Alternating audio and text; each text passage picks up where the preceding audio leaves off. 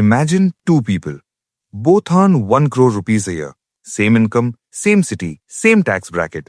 But one of them is still stressed about money, still checking their bank account before buying something, still saying, I can't afford that, even though their account has more zeros than most people will ever see. And the other one? They've stopped thinking about money almost entirely. Not because they're careless, but because something quietly shifted in how money works for them. Same number, completely different reality. So what actually changes when you cross that line? Because here's what nobody tells you. It's not the lifestyle that changes first, it's the math. And when the math changes, everything else follows. Most people think getting rich is a straight line. You earn more, you spend more, you save more, and eventually you're wealthy. Simple. And for most income levels, that's roughly how it works.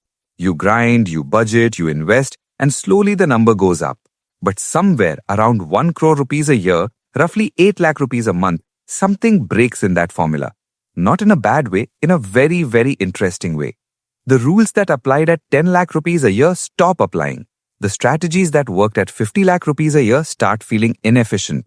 And suddenly, you're playing a completely different game with the same money instincts that were built for survival, not abundance. That mismatch is where most high earners quietly get stuck. They hit 1 crore in income and they expect to feel rich, but instead, they feel almost the same. Maybe a nicer apartment, maybe a better car, but the same underlying anxiety, the same feeling that there's never quite enough. Why? Because they kept using old rules in a new game. Let's start with the math, because the math is what changes first.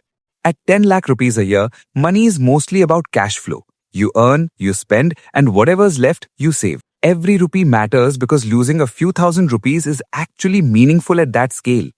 You feel the cost of bad decisions immediately. At 1 crore rupees a year, that's roughly 83,000 rupees a month after basic taxes.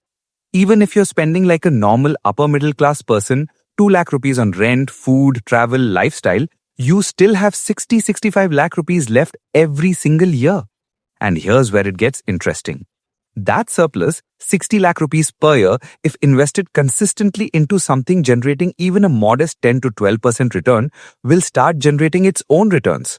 Year 1, you invest 60 lakh rupees. It earns 6 to 7 lakh in returns. Year 2, you invest another 60 lakh rupees. Now your base is bigger. Returns compound. By year 5, your investments aren't just sitting there. They are producing income on their own without you doing anything. This is the moment economists call the tipping point. The moment your capital starts working harder than you do. At 10 lakh rupees income, you are the engine. At 1 crore rupees income, you are slowly building a second engine. And at some point, that second engine overtakes you.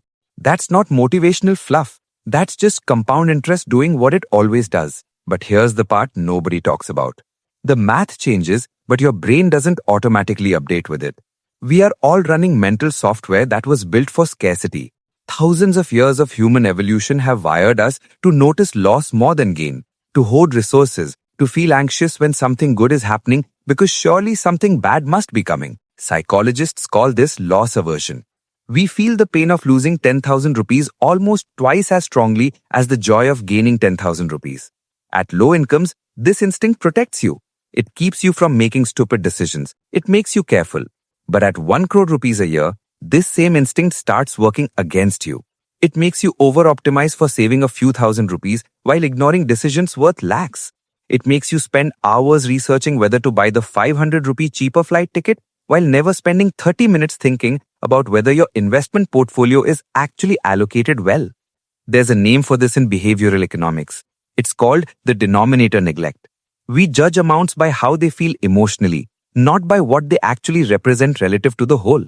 5,000 rupees feels like a lot to save, but at 1 crore income, 5,000 rupees is 0.5% of your monthly earnings. Spending 2 hours to save that amount is, mathematically, one of the worst uses of your time. High earners who don't make the psychological shift end up optimizing for the wrong things. They clip metaphorical coupons while the big decisions, taxes, equity allocation, real estate, business reinvestment go unexamined. The shift that needs to happen is moving from rupee thinking to percentage thinking. From how much does this cost to what percentage of my net worth does this represent, and does this decision deserve that much of my attention? The three things that actually change. So what specifically changes after 1 crore rupees a year? Three things, and they are not what you expect. The first thing is time becomes your most expensive resource. Below a certain income, your time is worth less than money. It makes sense to spend 3 hours looking for a cheaper deal because 3 hours of your time costs less than the savings. At 1 crore rupees a year, assuming you work roughly 250 days, 8 hours a day, your time is worth around 5,000 rupees per hour. Suddenly, every decision has an invisible time cost attached to it. Doing your own taxes may be worth outsourcing. Managing small investments manually may be worth automating. Negotiating aggressively over small amounts might not be the best use of energy. This isn't about being lazy. It's about understanding that at this income level, the quality of your decisions per hour matters far more than the number of hours you put in. The second thing is tax becomes the biggest expense you've never properly examined. Most people think about tax once a year, panic, and then forget about it. At 1 crore rupees income, tax is no longer an afterthought. At the highest income brackets in India, you are looking at an effective tax rate including surcharge and cess that can approach 39 to 42%.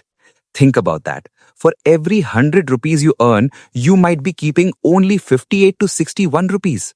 The decisions that reduce that number legally, equity mutual funds with indexation benefits, HUF structuring, business expenses, ELSS, NPS contributions, strategic timing of income, these decisions are worth hundreds of thousands of rupees, not thousands, lakhs. And yet most people at this income level spend more time researching which phone to buy than spend time understanding their tax structure. The third thing is your relationship with risk completely rewires. Here's something counterintuitive. The more money you have, the more risk you can actually afford to take because your downside is protected. If you have 5 crore in investments and you put 50 lakh into a high risk, high reward opportunity, even if it goes to zero, you still have 4.5 crore. Your life doesn't change. But if you have 20 lakh in savings and you put 5 lakh into that same opportunity and it goes to zero, that's 25% of everything. Your life changes significantly. This is why wealthy people can take risks that look reckless from the outside and come out fine. Not because they are smarter, but because their base is large enough to absorb the impact. The problem is most people who hit 1 crore rupee income still have the risk psychology of someone with 20 lakh in savings. They avoid every opportunity that feels remotely uncomfortable. They keep too much in fixed deposits. They sit out of equity markets because it's too risky. And in doing so, they ironically slow down the exact wealth compounding that would make them truly financially free. Here's the deeper idea I want you to sit with. 1 crore rupee income is not the destination. It's a doorway. On one side of the doorway, money is something you earn by working. On the other side, money is something you deploy like a tool. Most people stand right at the doorway, earning at the new level but thinking with the old mindset. They've upgraded their income but not their financial identity. And your financial identity, the story you tell yourself about money, risk, time, and wealth, determines everything about what actually happens to the money that flows through your life. There's a reason you hear about lottery winners who lose everything within 5 years. It's not bad luck, it's an identity mismatch. The money arrived before the mindset did. The people who actually build lasting wealth at high incomes are the ones who deliberately upgrade their thinking, who start asking different questions. Not how do I save more, but how do I deploy capital better?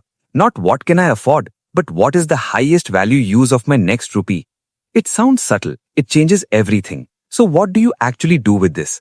Whether you're at 1 crore rupee income today or working towards it, there are 3 things worth starting now. 1. Start measuring your financial decisions in percentages, not absolute amounts. A 50,000 rupee expense means something completely different at 5 lakh rupee income versus 1 crore rupee income. Train your brain to ask, what percentage of my net worth or annual income does this represent? And does this decision deserve that much of my attention? 2. Put your tax structure under a microscope. Most people leave lakhs on the table every year simply by not understanding the legal tools available to them. A good CA, not the one who just files your return, but one who actively plans your structure, is often the highest ROI investment you can make. 3. As your income grows, make sure your risk tolerance grows with it. Not recklessness, calculated proportional risk, because playing it too safe at high income is its own kind of financial mistake. It just feels comfortable while it's happening. Here's the thought I want you to leave with. Most people spend their entire lives chasing a number. 1 crore, 10 crore, financial freedom, whatever the dream is. But the number is never the actual thing. The actual thing is understanding money well enough that it stops being a source of anxiety and starts being a tool you're comfortable using. That understanding doesn't arrive automatically when the number in your account goes up. You have to build it deliberately. You have to question the instincts that protected you when money was scarce and recognize when those same instincts are now holding you back. Because at some point, the game is not about earning more. It's about thinking differently about what you already have. And that shift, it's available to you right now, regardless of what your current income is.